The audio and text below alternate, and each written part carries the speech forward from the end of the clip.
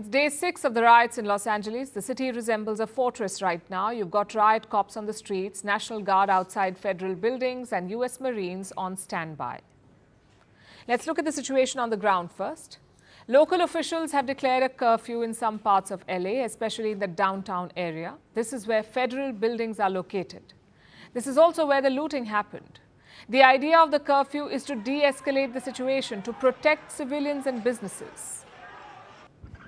And once it was declared, more cops rushed into downtown LA. They marched through some of the busy areas. They also fired rubber bullets to repel the crowd. But the protesters stood firm. They gathered despite the curfew order.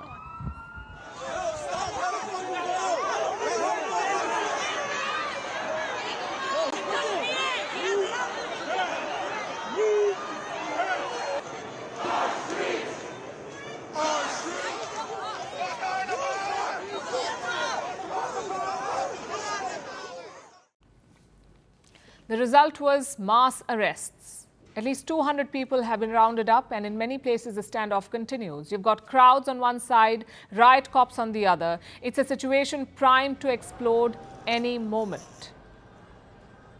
And what about the National Guard and the Marines? Well, their powers are limited. Donald Trump may have deployed these groups in Los Angeles, but they cannot be used for law enforcement.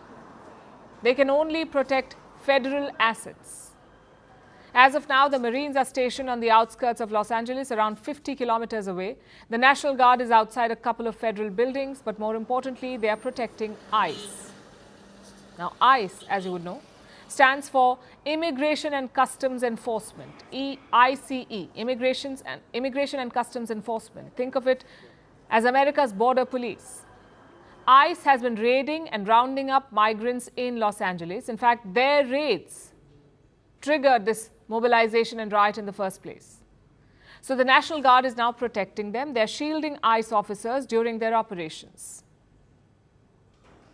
Which brings us to the politics. Donald Trump is standing by his decision. He says the soldiers will stay until there is peace. There's something wrong with these people. All I want in terms of engagement, I just want to see peace. If there's peace, we get out. If there's even a chance of no peace, we stay there until there's peace. And a lot of people are being arrested. The rioters, or whatever you want to call them, they better know a lot of people are being arrested. They're going to be in jail for a long time. On the other side is Gavin Newsom, governor of California. He's also using this opportunity to score political points. Gavin Newsom says Trump is assaulting democracy. This brazen abuse of power by a sitting president inflamed a combustible situation, putting our people, our officers, and even our National Guard at risk. California may be first, but it clearly will not end here. Other states are next. Democracy is next. Democracy is under assault before our eyes. This moment we have feared has arrived. Is Trump politicizing this crisis? Of course he is, but so is Governor Newsom and local officials. They're all doing it. Just think about it. These riots broke out last Friday. The weekend was arguably the worst period. You had shops and businesses looted, police cars burnt, and public property destroyed.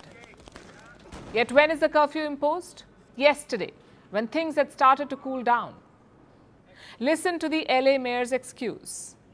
Let me just say that a curfew has been in consideration for several days, but clearly after the violence that took place last night, 23 businesses looted, and just the extensive, widespread nature of the vandalism, we reached a tipping point and declared a state of emergency and called for the curfew. If last weekend was not a tipping point, I don't know what is. But either way, the danger is not over yet. The riot is spreading to other cities. In New York, protest marches were held in Manhattan. On Tuesday evening, things started to escalate. There were minor clashes with police officers. In Chicago, similar scenes. Major protests followed by minor clashes. The one worrying incident stands out. A car spread through a crowd of protesters yesterday. Take a look.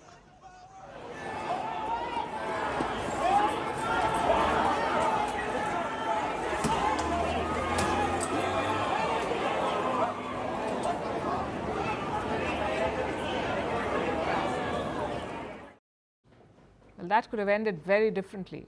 But fortunately, only one person was hurt. At this point, these protests have gone national. In fact, let me pull up the map for you. New York, Chicago, Austin, Dallas, San Antonio, Denver, Las Vegas, Atlanta, Philadelphia, Seattle, Boston, and Washington, D.C. All these cities have reported anti-ICE protests. Take a look.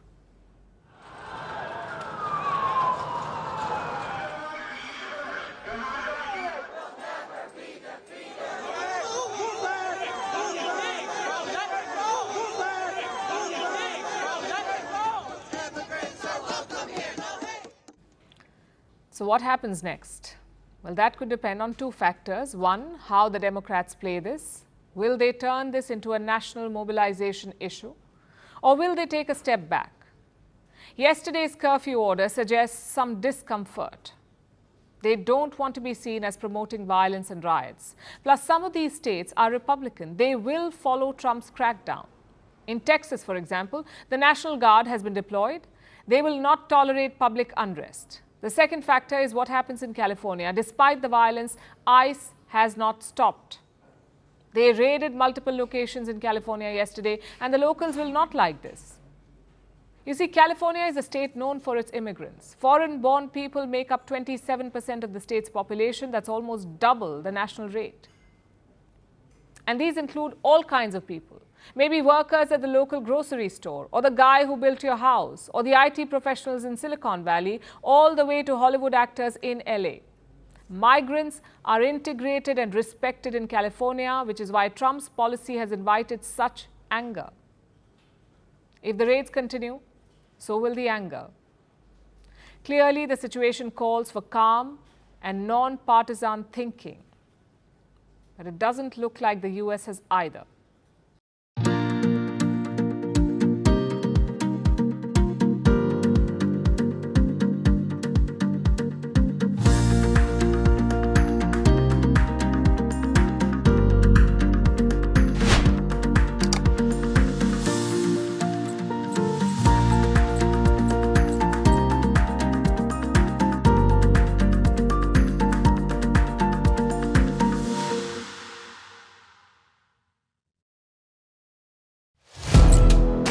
First post now available in 9 languages on YouTube.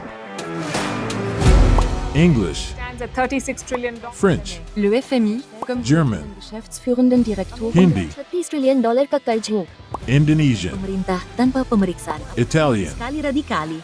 Japanese, 4 兆ドル以上も Portuguese, por causa do próprio balanço patrimonial. Spanish. Beautiful bill. Go to Settings, click on Audio Track and select a language of your choice.